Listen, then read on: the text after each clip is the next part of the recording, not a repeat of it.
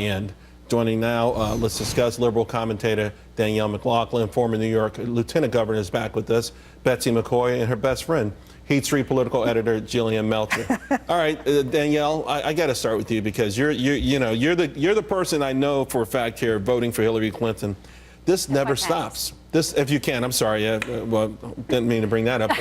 But, so there are people who are this is an indictment for a lot of people against the mainstream media, against a government that interfered and knew something illegal was happening and tried to make it go away. By the way, John Kerry in that interview was not asked about Hillary Clinton's emails. Well, the first thing is to CBS. CBS was interviewed for the story and they commented and they said that their editorial standards were maintained.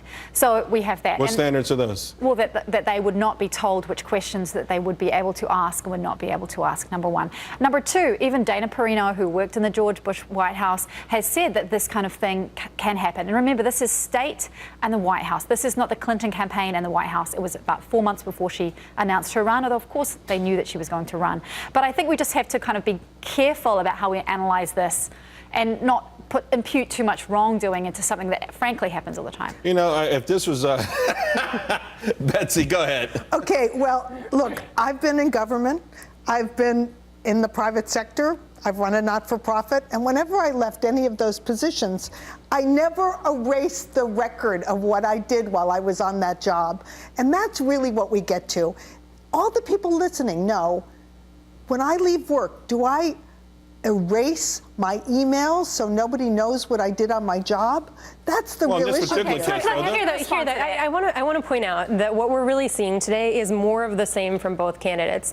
We have Hillary Clinton not being transparent, not being honest. Well, saying the law doesn't apply to her. But you've also got Trump. But we're also saying, though, the idea that perhaps the mainstream media has been complicit in this, and perhaps the White House knew a lot more about this email saga, including the president using an anonymous email handle to communicate on that same private email server that he asked Hillary not to get, but she got it because she didn't respect him enough as president, and she's always been underhanded. That's the narrative that people are seeing.